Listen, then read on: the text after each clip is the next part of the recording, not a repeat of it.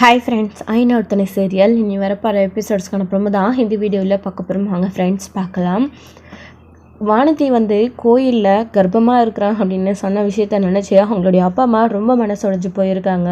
வீட்டுக்கு கூட்டிகிட்டு வந்ததுக்கப்புறமா அவங்களுடைய அம்மா பயங்கரமாக அழுதுட்டுருக்காங்க. இது எல்லாத்தையும் பார்த்து வானதிக்கே கஷ்டமாக இருக்குது. என்னதான் நான் பாண்டியனை தான் கல்யாணம் பண்ணிப்பேன் அப்படின்னு 100க்கு 100 தடவை நம்ம வானதி சொன்னாலும் இவங்களை யாரையுமே கொஞ்சம் கூட மதிக்காமல் செத்துப்போ அப்படி இப்படின்னு என்ன வார்த்தை வேணாலும் பேசினாலையும், ஆனால் இப்போது பெற்றவங்க கண் கலங்கி நிற்கிறாங்க அப்படின்ன உடனே ஒரு மாதிரி மனசு கஷ்டமாகுது. ஆனால் அது நம்ம போய் சொன்னோமே அந்த காரணத்துக்காக மட்டும்தான் அப்படின்னு நினைக்கிறாங்களே தவிர பாண்டியனை இதிலிருந்து விட்டு கொடுத்துருவேன் மட்டும் யாருமே நினைக்கக்கூடாது அப்படின்னு சொல்லிட்டு மனசுக்குள்ளே நினச்சி தான் ஃபீல் பண்ணிகிட்ருக்காங்க. இங்கே பாருங்கப்பா, ஓவரா அம்மாவை நடிக்க வேணான்னு சொல்லுங்கள் போதும் அப்படின்னு சொல்லிட்டு இங்கே வானதி சொல்கிறாங்க. என்னம்மா நீ இப்படி சொன்ன விஷயத்த நினச்சி நாங்கள் எல்லாரும் எவ்வளோ கஷ்டப்பட்டுக்கிட்டு இருக்கோம், நீ அசால்ட்டாக வருத்தப்படாத, அதுவும் சீன் போடாதான்னு சொல்லிட்டு இப்படி பண்ணிட்டு வந்து நிற்கிறே, உனக்கு மனசு கஷ்டமா இல்லையா? எங்களை பார்த்தா எப்படி இருக்குது? உன்னை பெத்த பாவத்துக்கு இதெல்லாம் எங்களுக்கு தேவையா அப்படின்னு சொல்லிட்டு அவருடைய அப்பா சொல்லி அழுகவும், இங்கே பாருங்கப்பா, யாரும் இங்கே அழுக வேண்டிய அவசியம் கிடையாது அப்படின்னு சொல்லிட்டு சொல்கிறாங்க. என்னம்மா நீ பண்ண காரியத்துக்கு அழுகாமல் என்ன பண்ணுவாங்க அப்படின்னு சொல்லிட்டு கேட்குறாங்க. அதுக்கு வானதி இருந்துக்கிட்டு, நான் உண்மையிலே கர்ப்பமாக தான் இல்லை, போய் தான் சொன்னேன், நீங்கள் கவலைப்படாதீங்க அப்படின்னு சொல்லிட்டு வானதி சொல்கிறாங்க. இதை கேட்டோடனே ஷாக் ஆகி அவங்க அம்மா பார்க்குறாங்க. என்னடி என்ன லூசுத்தனமாக மாற்றி மாற்றி பேசிக்கிட்டே இருக்க அப்படின்னு சொல்லிட்டு அவங்களுடைய அம்மா கேட்கவும், ஆமாம்மா, பின்ன நீங்கள் எல்லாரும் எனக்கு தெரியாமல் அந்த வசந்தோட ஃப்ரெண்டை கல்யாணம் பண்ணி வைக்கணும்னு பார்க்குறீங்க. நான் பாண்டியனை தான் கல்யாணம் பண்ணிப்பேன்னு உங்களுக்கு தெரியாதா? அதுக்கு தான் இதிலேருந்து தப்பிக்க எனக்கு வேறு வழி தெரியல. அதுவும் கர்ப்பம்னு சொன்னால் யாராக இருந்தாலும் நம்பிடுவாங்க அப்படின்னு தெரிஞ்சுதான் நான் போய் சொன்னேன். உண்மை இல்லை, நான் போய் தான் சொன்னேன் அப்படின்னு சொல்லிட்டு வானதி சொல்கிறாங்க. நான் தான் அப்பயே சொன்னேன் இல்லைம்மா, இவன் இந்த கல்யாணத்தை நிறுத்தத்துக்காக ஏதோ பிளான் போடுறான்னு சொல்லிட்டு. நீங்கள் யாரும் தான் கேட்கல, அதை என் ஃப்ரெண்டும் நம்பாமல் விட்டுட்டு போயிட்டான். இவளுக்கெல்லாம் கல்யாணமே நடக்காதம்மா, இந்த மாதிரி எத்தனை கல்யாணம் ஏற்பட பண்ணாலையும் அவள் இதே மாதிரி தான் பண்ணிக்கிட்டே இருப்பா அப்படின்னு சொல்லிட்டு இங்கே வசந்த் சொல்லிட்டு இருக்காரு. அடி பாவி, உனக்கு ஒரு நல்ல வாழ்க்கை அமைக்க இருந்துச்சு, அதை நீயே கெடுத்துக்கிட்டேடி, என்னடி பண்ணுறது? உன்னை அந்த பாண்டிய பையனுக்கு நாங்கள் கல்யாணம் பண்ணி கொடுக்க மாட்டோம் அப்படின்னு அவ்வளோ சொல்லியும் கேட்காம ஏன்டி இப்படி பிடிவாதமாக இருக்கா அப்படின்னு சொல்லிட்டு பயங்கரமாக வானத்தை போட்டு திட்டிகிட்டு இருக்காங்க. அங்கே பாருமா, இந்த மாதிரி ஒப்பாரி வச்சுக்கிட்டு திரும்பவும் இதே மாதிரி ஏதாச்சும் பிளான் பண்ணி நீங்கள் எல்லாரும் செய்யணும்னு நினச்சிங்க, அவ்வளோதான். ஆமாம், நான் முதல்ல நீங்கள் இப்போ பண்ண விஷயத்தவே இன்னமும் ஃபோன் பண்ணி சொல்லாமல் இருக்கிறேன் அப்படின்னா ஏதோ பெற்றுட்டீங்க அப்படின்றதுக்காக மட்டும்தான். இல்லைனா நான் என்ன பண்ணியிருப்பேன் பண்ணு தெரியாது. இந்நேரம் பண்ணவா, இப்போவே ஒரு ஃபோன் பண்ணவா, நீங்கள் மொத்த பேருமே ஜெயிலில் கழிதான் திங்கணும். அப்புறம் நான் பாட்டுக்கு பாண்டியனை கல்யாணம் பண்ணிக்கிட்டு சந்தோஷமாக இருந்துருவேன் தெரியுமா அப்படின்னு சொல்லிட்டு வானதி சொல்லிட்டு இருக்காங்க. பாத்தியா இவளுக்கு எவ்வளோ திமுரு கொழுப்பு எடுத்து போய் ஆடிக்கிட்டு தெரியுறான்னு பாத்தியா? எவ்வளோ அடித்தாலும் உரைக்க மாட்டேருந்து, எவ்வளோ திட்டினாலையும் உரைக்க மாட்டேருந்து, கடைசியில் அந்த பாண்டியனால் கர்ப்பமாக இருக்கிறேன்னு வேற இப்போ ஒரு பொய்யை பறிப்புக்கிட்டு இருக்கா. நம்மளுக்கு இப்போ அவள் பொய்யன்னு சொல்லிட்டா நாம் நம்பிடுவோம் பெத்த பொண்ணை. ஆனால் இந்த ஊர் உலகம் நம்பாமல் இருக்க முடியுமா? கர்ப்பம்னு அதாவது சும்மா ஒருத்தங்க கூட போயிட்டு வந்தாலே அது காதல் கன்றாவி அந்த மாதிரி சுற்றிட்டு திரிறா அப்படின்னு சொல்லி ஒரு பொண்ணை இந்த உலகம் எப்படி வேணாலும் பேசும். அது அண்ணனாவே இருந்தாலும் சரி அப்படி தான் பேசும். ஆனால் இப்போ அந்த பாண்டியெல்லாம் லவ் பண்ணிக்கிட்டு இருந்து ஊர் ஃபுல்லாக தெரியும். இப்போ அவனால் கர்ப்பமாக இருக்கிறான் அப்படின்னு ஒரு பொய்யை சொன்னதுக்கப்புறமா இல்லை அது நான் பொய் தான் சொன்னேன், அது உண்மை இல்லை அப்படின்னு சொன்னால் இந்த ஊர் உலகம் நம்பியாமையா? நாம் நம்பினா கூட இந்த ஊர் உலகம் நம்பாது. நாளைக்கு நம்ம வெளியே தலை காட்ட முடியுமா? இப்படி ஒரு பொய்யை சொல்லி வச்சுட்டாலே இப்போ என்ன பண்ணுறதுயா அப்படின்னு சொல்லிட்டு நல்ல பின்ன இவ்வளோ யார் கல்யாணம் பண்ணிப்போம், என்ன ஏன் பண்ண போகிறோம் அப்படின்னு சொல்லிட்டு அவங்களுடைய அம்மா பயங்கரமாக அழுதுட்டுருக்கவும், இப்படி ஒன்று நடக்கணும்னு தானே நான் இந்த பொய்யவே யோசிச்சு சொன்னேன். அப்போதானே யாருமே எனக்கு மாப்பிள்ளை கொடுக்க முன் வர மாட்டாங்க, எனக்கு நீ கல்யாணமும் பண்ணி வைக்க மாட்டேன். இப்போ நான் பாண்டியால கர்ப்பமாக இருக்கேன்னு ஊர் ஃபுல்லாக தெரியும், யாருமே கல்யாணம் பண்ணி கொடுக்க மாட்டாங்க இல்லையா? இதுதான் வேணும் எனக்கு. இன்னும் கொஞ்ச நாள் போனதும் நான் பாண்டியனை தான் கல்யாணம் பண்ணிப்பேன், இதோடு நிறுத்திக்கோங்க. இதுக்கப்புறம் என்கிட்ட ஏதாச்சும் வாழாட்டணும்னு நினச்சிங்க, இதை விட மோசமாக கூட நான் பண்ணுவேன் அப்படின்னு சொல்லிட்டு இங்கே வானதி சொல்லிட்டு இருக்காங்க. இதுக்கு மேலேயும் நீ பண்ணுறதுக்கு என்னடி இருக்குது? எல்லாத்தையும் அதான் கோயில்லையே மானத்தை வாங்கிட்டு வந்துட்டியே, இதுக்கு மேலே எதுவுமே கிடையாது அப்படின்னு சொல்லிட்டு இங்கே வானத்தோட அம்மா சொல்லிட்டு இருக்காங்க. அதுக்கப்புறம் ஒவ்வொருத்தராக வீடு தேடி வந்து இங்கே வானத்தோட அம்மாவை கேள்வி கேட்க ஆரம்பிச்சிடுறாங்க. என்னக்கா இந்த உன் பொண்ணு கர்ப்பமாக இருக்காளாமே, அதுவும் கோயிலில் கல்யாணம் யாருக்கும் தெரியாமல் ஏற்பாடு பண்ணிங்களா? அவங்க அந்த மாப்பிள்ளைக்கிட்டேயே நான் பயண்டின்னு கல்யாணம் பண்ணிக்க போகிறேன், அவனை தான் லவ் பண்ணுறேன், அவனோட கர்ப்பமாக இருக்கேன்னு சொல்லிட்டு வந்துட்டாலாம். என்னக்கா இது, இப்படி தான் பொண்ணை கண்டுக்காமல் விட்டு வைப்பியா? ஏதோ அவங்க கூட பேசுகிறா, ஏதோ ஆர்வக்குழலில் பேசுகிறா, எல்லா படங்களுக்கும் வர்றது தானே அப்படின்னு அமைதியாக விட்டுட்டே போனீங்க. பார்த்தீங்களா இப்போ எந்த அளவுக்கு வந்து நிற்கிது, கர்ப்பமாக வேற இருக்கா, இன்னும் கல்யாணம் கூட ஆகலை. அப்புறம் கல்யாணம் பண்ணாமல் அந்த ஐயனார் குடும்பம் ஏமாற்றிட்டு போயிடுச்சுன்னா இவ என்னக்கா பண்ணுவா? பிள்ளைய பெற்றுக்கிட்டே வீட்டில் நின்றுட்டுருப்பாளே. இப்போ கர்ப்பம்னு சொல்லி ஊர் உலகத்துக்கெல்லாம் தெரிய ஆரம்பிச்சிருச்சு. அப்புறம் இந்த குழந்தைய கலைச்சாலும் சரி பெற்றுக்கிட்டாலும் சரி இவளோட வாழ்க்கை என்னக்கா ஆகிறது அப்படின்னு சொல்லிட்டு ஒவ்வொருத்தராக வந்து பேச ஆரம்பிக்கிறாங்க. அதுக்கப்புறம் ஏம்மா இதான் உங்களுக்கு வேலையா, போமா அப்படின்னு சொல்லிட்டு வசந்த் வந்து துரத்தி விடுவோம். பாத்தியா இப்பவே ஊர்வாயி ஆரம்பிச்சிடுச்சு, அடக்க முடியுமா இவங்கள அப்படின்னு சொல்லிட்டு பயங்கரமாக வந்து திட்டிக்கிட்டு இருக்காங்க நம்ம வானத்தோடைய அம்மா வந்துக்கிட்டு.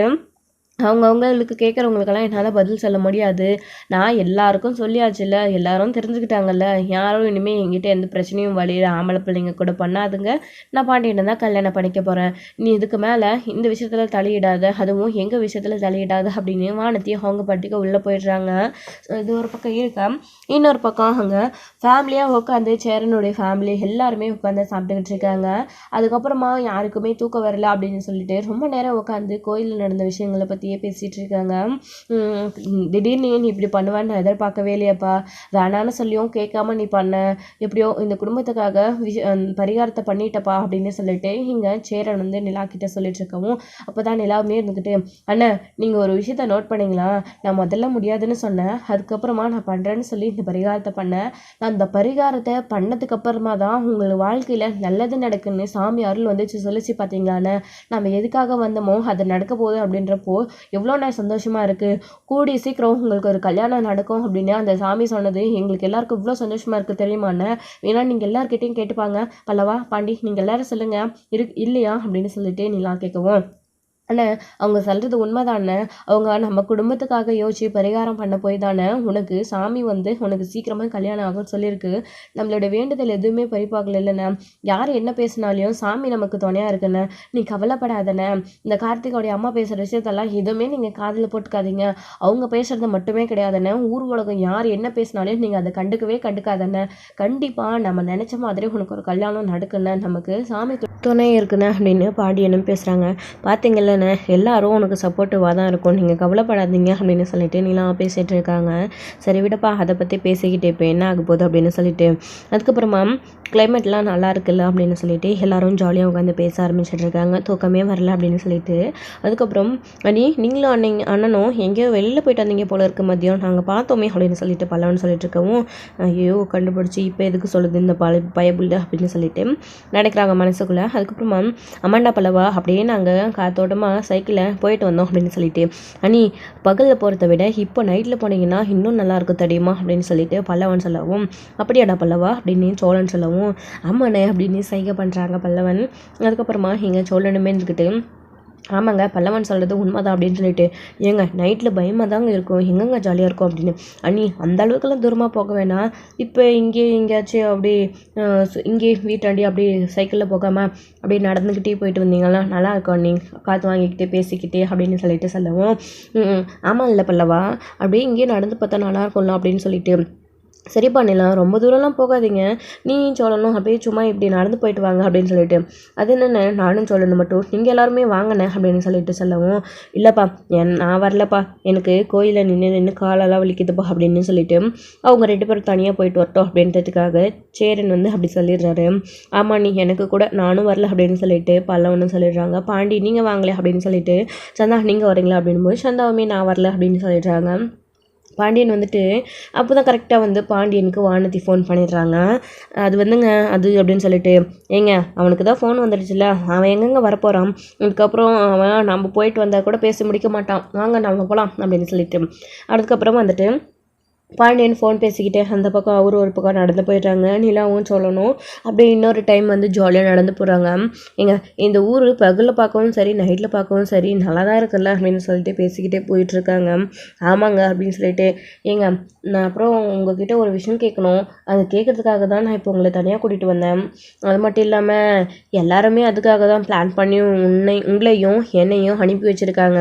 நான் உங்ககிட்ட ஒரு முக்கியமான விஷயம் பேசணுங்க அப்படின்னு சொல்லிட்டு இங்கே சோழன் சொல்லவும் என்ன விஷயம் சொல்லுங்க அப்படின்னு சொல்லிட்டு நம்ம நிலா வந்து கேட்குறாங்க. இல்லைங்க அந்த சாமி சொன்ன விஷயத்த நீங்கள் நோட் பண்ணிங்களா? உங்களுடைய விஷயத்தில் அதாவது உங்களுடைய வாழ்க்கையில் ஏதோ பெரிய மாற்றம் வரப்போகுது, அதை நீங்கள் சந்திக்க தயாராக இருக்கணும் அப்படின்னு சொல்லிட்டு சொன்னாங்க. உங்களுக்கு புரிஞ்சிச்சாங்க அப்படின்னு சொல்கிறாங்க சோழன்கிட்ட. நல்லாவே புரியுதுங்க, ஆனால் எதுக்கு அந்த சாமி அப்படின்னு சொன்னார் அப்படின்னு தாங்க எனக்கு இன்னுமே புரியலை அப்படின்னு சொல்லிட்டு நிலா சொல்லிட்டு இருக்காங்க. ஏங்க அதுக்கான அர்த்தம் எனக்கு தெரியுங்க, நான் சொல்லட்டுமா அப்படின்னு சொல்லிட்டு சோழன் சொல்கிறாரு.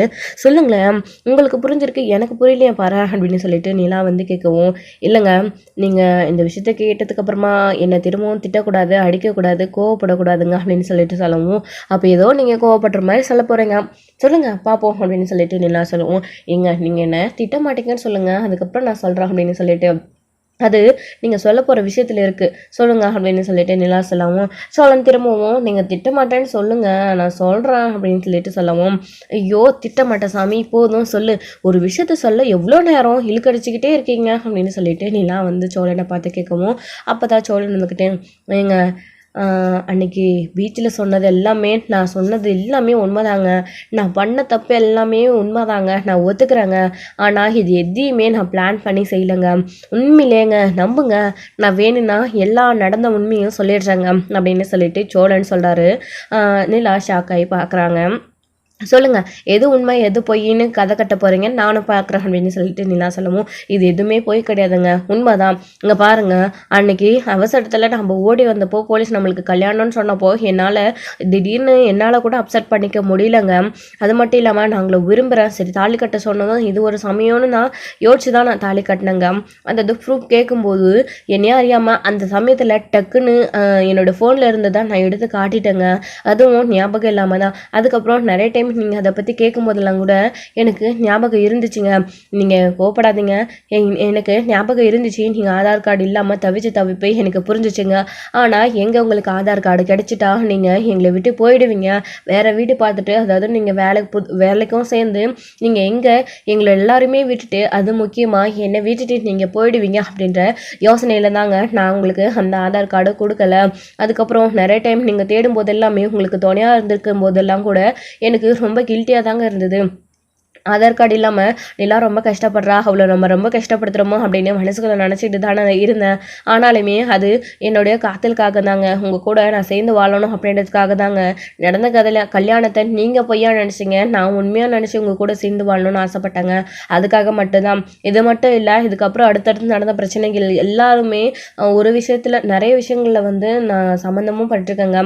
அதாவது நீங்கள் சொன்னீங்களே வாழ வந்தான்கிட்ட நான் ஃபோன் பண்ணி சொல்லியிருக்கேன் அப்படின்னு சொல்லிட்டு, ஆமாங்க நீங்கள் 2 தடவை டிவோர்ஸ் கேஸ் முடிவு எடுக்கும் போதெல்லாம் கூட நான் அவர்கிட்ட தாங்க ஹெல்ப் கேட்டிருக்கேன். உண்மையிலேயே அது எல்லாம் உண்மைதாங்க, நான் ஒத்துக்கிறேங்க, நான் போய் சொல்லலைங்க. ஆனால் இது எல்லாமே உங்கள் கூட சேர்ந்து வாழணும்னு எண்ணத்தில் மட்டும்தாங்க. உங்களை ஏமாற்றணும், உங்களை கஷ்டப்படுத்தணும் என்னுடைய நோக்கம் எதுவுமே இல்லைங்க, ப்ளீஸுங்க என்னை மன்னிச்சிடுங்க அப்படின்னு சொல்லிட்டு நிலா கிட்ட வந்து சோழன் வந்து சொல்லவும், நிலாவுக்கு என்ன பண்ணுறதுனே தெரியல, அமைதியாகவே நின்றுட்டுருக்காங்க. எதுவுமே பேச மாட்டேன்றாங்களேங்க. நான் பண்ண விஷயத்தையும் பண்ணாத விஷயத்தையும் எல்லாத்தையுமே சொல்லிட்டேன். ஆனால் நீங்கள் முதல்ல சொன்ன பார்த்தீங்களா, நான் கல்யாணத்துக்கு ஓடி வந்து ரெடியாக கல்யாணம் பண்ணிக்க இருப்பேன், இதெல்லாமே பிளான் பண்ணி தான் செஞ்சுருக்கேன் அப்படின்னு சொல்லிட்டு, சத்தியமாக கிடையாதுங்க, நாமளே ஓடி போக போகிறோம் அப்படின்னு. அதாவது நீங்கள் இந்த கல்யாணம் ஓகே இல்லை, ஓடி போகிறேன், எனக்கு சம்மந்தம் இல்லை, என்னை எங்கேயாச்சும் கூட்டிகிட்டு போயிடுங்க அப்படின்னும் போது நானும் எதர்ச்சியாக தாங்க சரி லவ் பண்ண பொண்ணு ஹெல்ப் கேட்குறாளே செய்யணும்னு தாங்க நானுமே கூட்டிகிட்டு வந்தேனே தவிர இது எதுவுமே நான் பிளான் பண்ணி செய்ய கிடையாதுங்க. இது அத்தனையுமே எதாச்சும் நடந்தது தாங்க. ஆனால் போலீஸ் ஸ்டேஷனில் போய் யாராச்சும் பிளான் பண்ணி செய்வாங்களாங்க? அவ்வளோ பெரிய பதவியில் இருக்கிற அதிகாரிங்க யாராச்சும் நான் போய் கன்வின்ஸ் பண்ண முடியுமாங்க? இதில் ஏதாச்சும் லாஜிக் இருக்காங்க? நீங்களே யோசிச்சு பாருங்கள். எப்படிங்க இதுக்கு எல்லாத்தையும் காரணம் நான் தானே நீங்கள் சொல்ல முடிவு பண்ணீங்க. இதில் ஏதாச்சும் ஒரு பாயிண்ட் ஆஃப் வியூவில் என்னுடைய முடிவு இருக்குன்னு நீங்கள் நினச்சி பார்க்குறீங்களா? சொல்லுங்கள் ப்ளீஸுங்க. நான் எல்லா உண்மையும் சொல்லிட்டேங்க. இது என்னை மன்னிச்சிடுங்க. நான் எந்த தப்புமே பண்ணலைங்க. இது எல்லாமே நீங்கள் என் கூட இருக்கணும் அப்படின்றதுக்கு காரணம் மட்டும்தாங்க. ப்ளீஸுங்க அப்படின்னு சொல்லிட்டு சோழன் சொல்கிறாரு நிலா கிட்ட. இப்போ அதுக்கு என்னன்றீங்க? எல்லாம் முடிஞ்ச போன விஷயம். நானே அதை மறந்துட்டு அமைதியாக தானே இருக்கேன். நீங்கள் எதுக்கு திரும்பவும் அதை ஞாபகப்படுத்தி உங்களை நீங்களே என்கிட்ட திட்டு வாங்க வச்சுக்கிறீங்க அப்படின்னு சொல்லிட்டு கேட்கவும், நீங்கள் என்னை முதல்ல திட்ட மாட்டேன்னு சொல்லியிருக்கீங்க. நான் எல்லாத்தையும் சொல்லிட்டேன். திரும்பவும் சொல்கிறேங்க. நான் உங்கள் கூட சேர்ந்து வாழணும்னு ஆசைப்பட்றேங்க. அது மட்டும் இல்லாமல் நான் உங்களை உண்மையிலே விரும்புகிறேங்க. ஐ லவ் யூங்க. ஐ லவ் யூ நிலா அப்படின்னு சொல்லிட்டு சோழன் சொல்கிறாரு. இதை கேட்டு நிலாவுக்கு என்ன சொல்கிறதுனே தெரியல. நிலாவுமே பழைய விஷயங்கள் எல்லாத்தையுமே யோசிச்சு பார்க்குறாங்க. அவங்கள திட்டினதுலேருந்து அதுக்கு முன்னாடி நடந்த விஷயங்கள் எல்லாத்தையுமே நினச்சி கோவப்பட்டாலும் அதுக்கப்புறம் சோழன் தன்கிட்ட எப்படி நடந்துக்கிட்டாங்க அப்படின்ற விதத்தை நினச்சி நிலா ரொம்ப சந்தோஷப்படுறாங்க. நிலா கொண்டுனா தோழன் அவ்வளோ துடிச்சு போயிடுறாரு. சென்னையிலையும் சரி, இங்கே கோயிலுக்கு வந்த இடத்துலையும் சரி, இதுக்கு முன்னாடி திருவண்ணாமலையிலும் சரி எவ்வளோ இதாக நடந்துட்டுருக்காரு சோழன். ஏதோ ஒரு ஆதங்கத்தில் குடிச்சிட்டு வந்து அன்னைக்கு கூட அப்படி பண்ணாரே தவிர மனசரிஞ்சு அவர் அப்படி பண்ணலை. நம்மக்கிட்ட எத்தனை தடவை சாரி கேட்டிருக்காரு. நாம் ஏன் அவரை மன்னிச்சிடக்கூடாது அப்படின்னு சொல்லிட்டு நிலா மனசுக்குள்ளே நினைக்கிறாங்க. இப்போது நிலாவுக்கு பதில் என்ன சொல்கிறதுன்னு தெரியல. சோழன், நீங்கள் சொல்கிற விதத்தை என்னால் டக்குன்னு ஏற்றுக்கவும் முடியாது, அதே சமயம் இல்லைன்னு சொல்ல முடியாது. நீங்கள் பொறுமையாக இருக்கலாமே. எனக்குள்ள அந்த மாதிரி எண்ணம் எதுவுமே இல்லைங்க, இது வரைக்குமே இல்லை.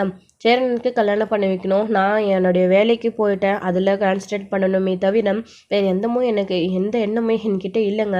நீங்கள் திடீர்னு இப்படி வந்து சொன்னால் நான் எப்படி முடிவு எடுக்கிறது அப்படின்னு சொல்லிட்டு நிலா சொல்லவும், பொறுமையாக யோசிச்சு பதில் சொல்லுங்கள் ப்ளீஸுங்க. ஆனால் தப்பான முடிவு மட்டும் எதுவுமே எடுத்து என்கிட்ட சொல்லிடாதீங்க, என்னால் தாங்கிக்கவே முடியாது அப்படின்னு சொல்லிட்டு சோழன் சொல்கிறாரு. இங்கே பாருங்கள், நான் சின்ன வயசுலேருந்தே நிறைய கஷ்டப்படுத்திட்டேங்க. என் அம்மா கூட என் கூடவே இருந்ததில்ல, என் அம்மா முகத்தை கூட நான் பார்த்ததே இல்லை. என் அண்ணன் தாங்க எங்களுக்கு எல்லாருக்குமே, உங்களுக்கு அந்த விஷயம் நல்லாவே தெரியும், எங்கள் அண்ணன் தான் எல்லாருமே தூக்கி வளர்ந்துச்சு. பார்த்தீங்களா எங்கள் அப்பா இப்போ கூட எப்படி நடந்துக்கிறாரு அப்படின்னு. அவர் கூட ஒரு நாளும் அன்பாய் எங்கள் கூட இருந்ததே இல்லைங்க. ஏதோ கடமைக்கு பெற்றுக்கிட்டாரு, வளர்த்து விட்டுட்டாரே தவிர வேறு எந்த உரிமையுமே செய்யலைங்க. அவர் எங்களுக்கு விவரம் தெரிஞ்ச நாட்களில் இருந்து, அண்ணனுக்கு விவரம் தெரிஞ்சதுலேருந்து அண்ணன் படிக்காமல் எங்கள் எல்லாரையுமே படிக்க வச்சு ஆளாக்குனது மட்டும்தாங்க என்னோட கடமை. அவருக்கு ஒரு நல்லதை நடக்கணும்னு நாங்கள் ஆசைப்படுறோம். அதே மாதிரி என்னென்ன கஷ்டப்படுத்தக்கூடாதுன்னு நாங்கள் நினைக்கிறீங்க. என் அண்ணனுக்கு கல்யாணம் நடந்ததுக்கப்புறமா நீங்கள் போயிட்டீங்க அப்படின்னா என் அண்ணன் ரொம்ப வருத்தப்படும். அடுத்தது தம்பியோட வாழ்க்கை இப்படி ஆயிடுச்சு அப்படின்னு சொல்லி அவரும் ரொம்ப கஷ்டப்பட்டுவார். அது மட்டும் இல்லாமல் ஏற்கனவே இந்த ஊர் உலகம் எல்லாமே எங்களை எவ்வளோ கேவலமாக தப்பாக பேசுகிறாங்கன்னு உங்களுக்கே நல்லா தெரியும். அதாவது என் அப்பா பண்ண விஷயத்தினால அவர் பண்ணாரா இல்லையான்றது எனக்கு தெரியாதுங்க. ஆனால் இந்த மாதிரி அந்த குடும்பத்தில் ஒரு பொம்பளை தங்காது, அந்த வீட்டில் யாருமே இருக்க மாட்டாங்க அப்படின்னு இந்த ஊர் உலகம் சொல்கிறது எல்லாமே அதுக்கப்புறம் உண்மையான ஆகிடுங்க. இதை நினச்சி சேரனும் என் அண்ணனும் வந்து நீங்கள் போனதுக்கப்புறமா இது எல்லாமே உண்மை தான் போல இருக்குது, எதுவுமே இந்த வீட்டில் நிரந்தரமாக இருக்காது போல இருக்குது அப்படின்னு சொல்லி அப்புறம் என் அண்ணனும் கல்யாணம் வேணான்னு சொல்லிவிடும். அதுக்கப்புறம் நீங்களும் போயிட்டீங்கன்னா இதை நினச்சி ஃபீல் பண்ணுவாருங்க.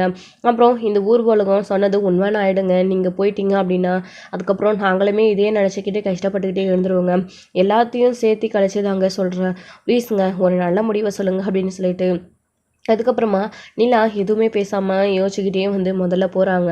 அதுக்கப்புறமா வந்துட்டு நிலா டக்குன்னு நிற்கிறாங்க. சோழன் ரொம்ப வந்து மனசு கஷ்டத்தோடு அங்கேயே நின்றுட்டுருக்கவும் நிலா திரும்பவும் ஓடி வந்து பின்னாடி சோழனை கட்டிப்பிடிச்சிக்கிறாங்க. இதை பார்த்த சோழனுக்கு பயங்கர சந்தோஷமாக இருக்குது. என்னங்க அப்படின்னு சொல்லிட்டு, இல்லைங்க, நான் உங்களை கஷ்டப்படுத்த விரும்பலை, நான் உங்களுக்கு தப்பான ரிசல்ட்டையும் கொடுக்க விரும்பலைங்க, நான் உங்களை விரும்புகிறேங்க. இது எனக்கு எப்படி சொல்கிறதுன்னு தெரியல. ஐ லவ் யூ சோழன் அப்படின்னு சொல்லிட்டு நிலா சொன்ன உடனே நிலா அதாவது சோழனும் பயங்கர சந்தோஷப்படுறாங்க. ஸோ சோழனும் ரொம்ப சந்தோஷப்பட்டுட்டு இருக்காங்க. ஸோ இதோட இந்த எபிசோடு வந்து முடிச்சிருக்காங்க. அடுத்தடுத்த எபிசோடில் என்ன நடக்க போகுது, நிலாவும் சோழனும் ஒன்று சேர்ந்துட்டாங்கன்னு தெரிஞ்சால் வீட்டில் இருக்கிறவங்க எல்லாரும் என்ன ரியாக்ஷன் பண்ண போகிறாங்க அப்படின்னு வெயிட் பண்ணி நெக்ஸ்ட் வீடியோவில் பார்க்கலாம். Friends, thank you. இந்த வீடியோ உங்களுக்கு பிடிச்சிருந்தா லைக் பண்ணுங்கள், ஷேர் பண்ணுங்கள், கமெண்ட் பண்ணுங்கள்.